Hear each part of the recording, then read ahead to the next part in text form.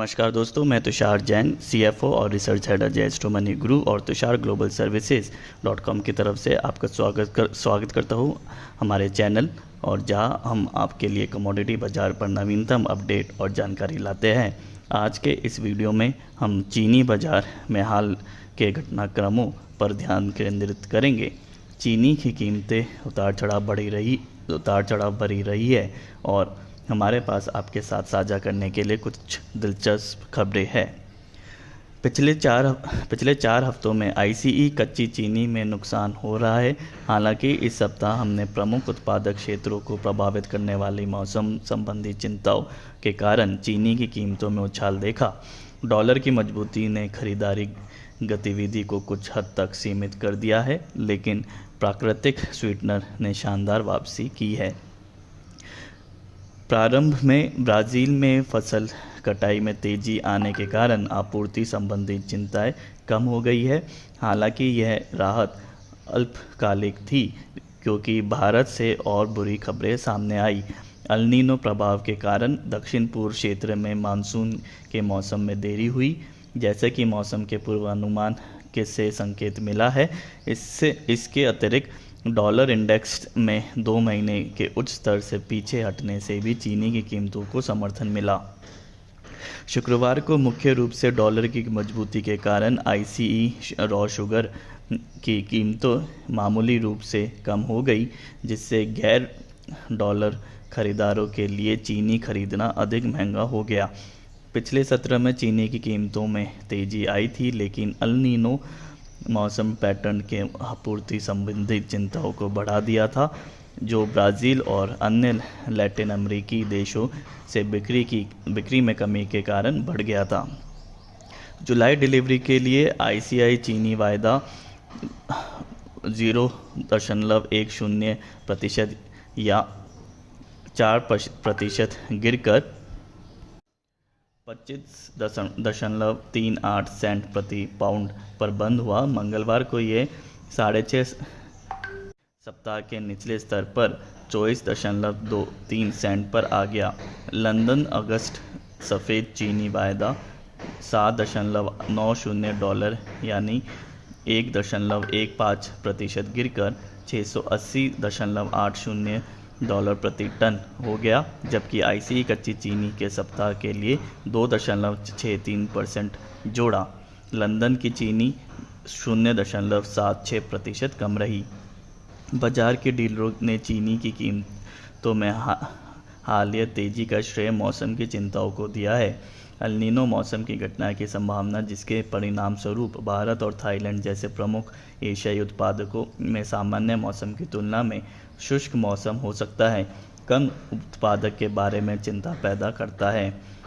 इसके अतिरिक्त El Nino Brazil के मध्य दक्षिण क्षेत्र में गीले मौसम का कारण बन सकता है, जो संभावित रूप से गन्ने की फसल के अंत को बाधित कर सकता है।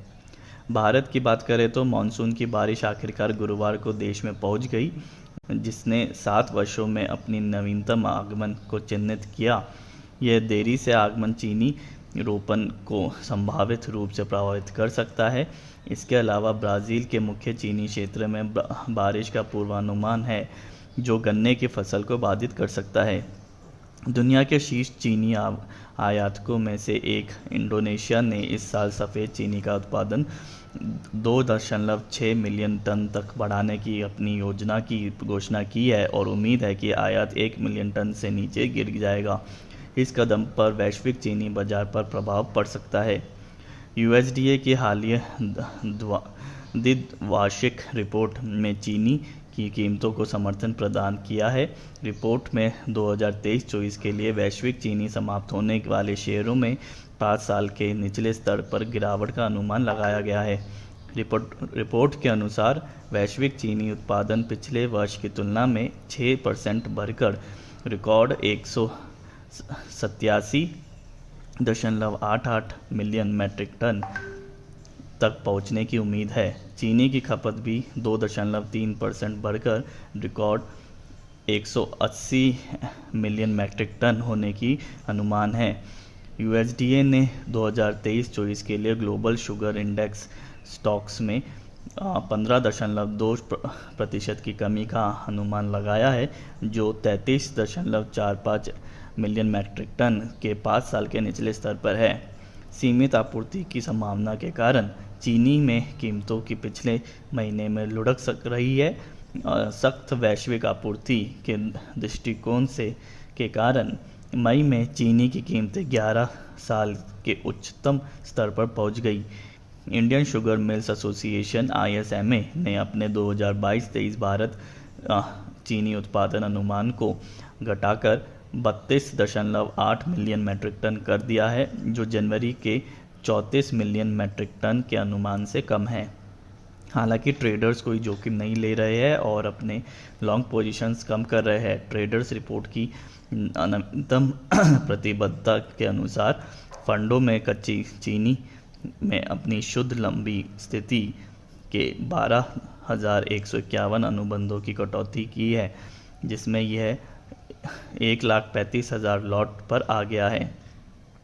मौसम के बदलते मिजाज के बीच वैश्विक आपूर्ति की अनिश्चितता को देखते हुए हमने अपनी पिछली रिपोर्ट में चीनी की कई खबरें आपके साथ में साझा की थी। उम्मीद है आपको हमारा ये चैनल और हमारे न्यूज़ अच्छी लगी होगी। नवीनतम मौसम पूर्वानुमान से पता चलता है कि गर्म जलवायु के कारण वैश्विक आपूर्ति पर दबाव पड़ सकता है, जिससे अंततः कीमतें मजबूत हो सकती है। हालांकि अभी के लिए ब्राज़ील और की चीनी फसल मूल्य पूर्वानुमान को कम कर रही है। अगले सप्ताह के लिए आगे देखते हुए व्यापारी FOMC बैठक से समाचार प्रवाह की करीब से देख रहे हैं। जैसे कि अधिकांश प्रमुख संकेत सुझाव दे रहे हैं, फेडरल रिजर्व द्वारा हाल ही में दरों में वृद्धि को रोकने की उम्मीद है। यह चीनी बाज़ार का हमारे अपडेट को समाप्त करता है। यदि आपको यह वीडियो जानकारी पूर्वक लगता तो कृपया इसे लाइक करें और कमोडिटी बाज़ार में अधिक जानकारी के लिए हमारे चैनल को सब्सक्राइब करना ना भूलें। देखने के लिए धन्यवाद।